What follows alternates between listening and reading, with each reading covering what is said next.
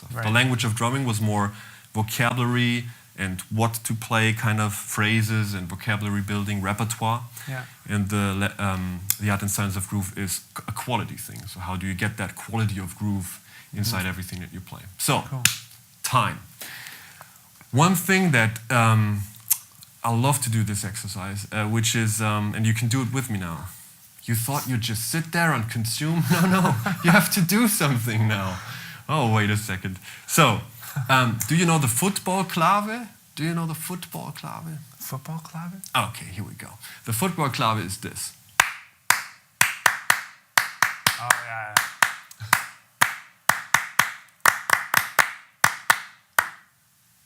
Oh, you're a classical musician, see? So, now, you know that phrase. Some of you maybe laughed and be like, that's so easy. Fine. So you can play that phrase. Great. We have a phrase that you really can play. Now, give me a chit or a click sound. It has to be short, super short. So on the quarter notes, it would be chit, chit, chit. Do it now. Come on, no one will hear you. It doesn't matter. Come on, do it now. Do it loud, otherwise it doesn't work. So, Chit. Oh, sorry. that was really loud. Very nice. Okay, let's do it. Okay. 1, 2, 3, 4. Chit, chit, chit, chit, chit, chit, chit, chit. Right, without the snapping, just a chit, chit. Cool. Chit. Now, whatever happens, you continue the chit, and you will, when I count in, you will continue the chit sound. Very important. And then when I count in, you will add the football clave. Okay? I'm going to be embarrassed now, aren't I? You can do it behind the screen so no one will realize. Or you don't have to even do it. Let's just do it with you. So, ready? Chit, chit, chit, chit. Do it loud. Chit, chit, chit, chit, chit. 2, 3. Let's go. Chit, chit, chit, chit, chit, chit, chit, chit. Come on, chit, chit, chit, chit, chit, chit, chit, chit. All right. How did it go? If you like most people, what happens is one of two things. The first is chit, chit, chit, chit. Or the other is chit, chit, chit, chit. Yeah, that's what I did. That's what you did. So both of these show the following.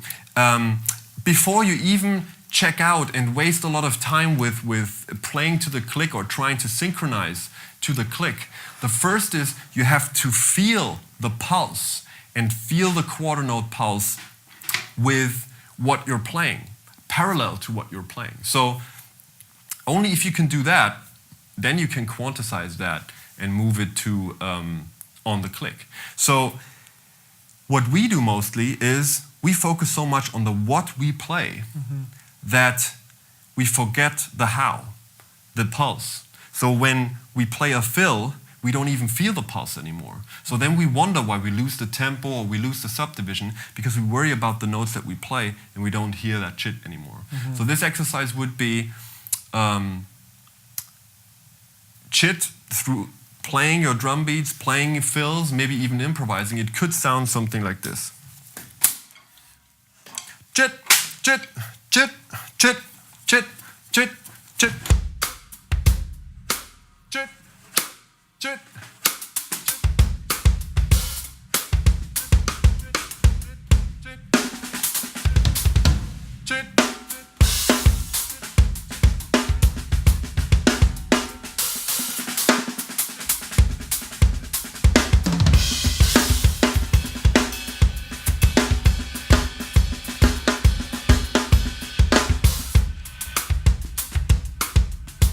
Chit. Chit, chit. And always have something to drink with you if you do that. Now, you don't do that with any metronome. You essentially are the... Right. In place of the... It's a different exercise. If you do it with a metronome, you outsource that, and you can have a reminder, someone that tells you every quarter note, right, a little too early, a little behind, stuff like that. Okay. But this is first of whether you are yourself able to do that despite all the stuff you're playing. Very important exercise, right?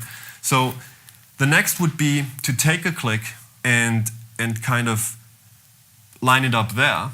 And I will tell you, if you've done that chit stuff, it will be much, much better. And it always makes you feel like you sit more on your seat. Right. You sit more on your behind, almost like. It gives you a safer... Don't you know that feeling when you play a fill and it feels almost like you you kind of lift off a little bit? It will get you more into that feeling that the groove has. So you do that. It's not that big of a deal. You don't get more insecure with fills and hope it will be fine, but it's like the same thing. And then you can do that stuff with a metronome and do it on the quarter notes. So that would be the pulse itself. Then I have exercises on there for tempo, which is the gap click, which we won't do now, but please take a look at it. It's great. I use that one a lot, by the way. So it's very, very helpful. So check out the gap click. And that's great with like rudiments or with whatever you practice to do that, because the quarter note click kind of outsources that driver's seat feeling that you have, that you really do the tempo. But when you have a gap click, which means you have a click for a bar and then it is missing for a bar and then it comes back in, you are in the driver's seat again. You have to do the tempo. And so that's cool. And the other thing is subdivision. So there are people that play nice to a quarter note click, but it still doesn't have one other thing, which is flow. So they target that quarter note, almost like pew, pew. But in between there is fluctuation, and because of that, there's not this feeling of, but it's more like, so always like this one note is lined up, and this is where all your focus goes. But the flow is an evenness, everything in between. So that is something that is missing for a lot of people, and it's a different exercise. So again, this DVD is a lot about like how can you really put them into separate things, work on them separately, and then when you put them together, it will feel very, very differently. So I don't know, do we have time for one of these? With the metronome, you said? Yes, it would be great. Great. So one of these is, the best exercise I found to practice subdivision is the moving click. And what I mean by that is, you can do that with only a quarter note click. You don't need any fancy program or anything. You can do that with singing on a train station or in the car when you're not driving. But even when you drive. But that's your security concern, okay? You have to take care of that. But start the click once. Let's listen to the quarter note click. Okay. So this is your quarter note. The first thing that everyone normally does is this.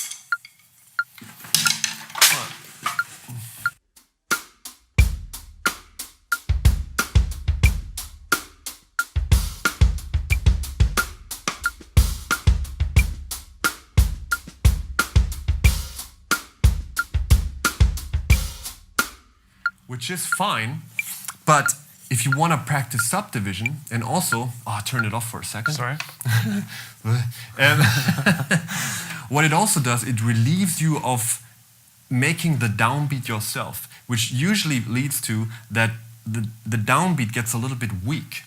So that is when you work with a band as a producer and you record the band and you have them record to a click. It might sound fine. If you take the click away, it sounds a little weaker.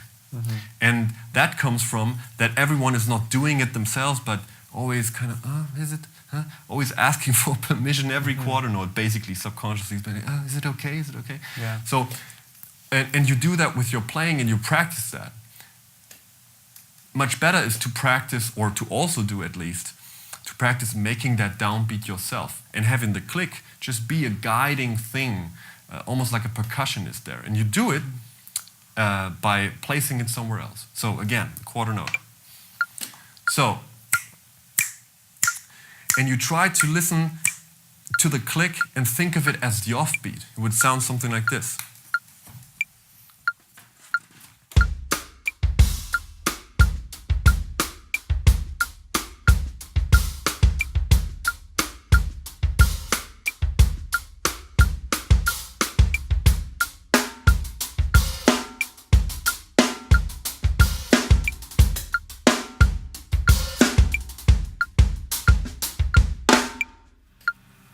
right? So you have the click on the 8th note offbeats in that case, and you can do it with 16th note offbeats. Let's give them a taste of that.